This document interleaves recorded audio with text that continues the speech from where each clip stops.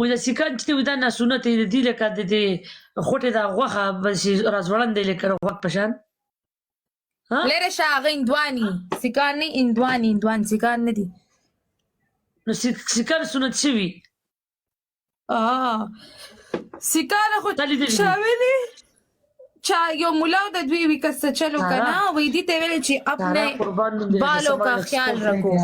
لکه خپل د اختو یادولو کنه نو وې دوی اوس خپل اختو خیال دوی خپل اختره کټ کې دي خپل اخته ای ورته لاندې اخته یاد کړو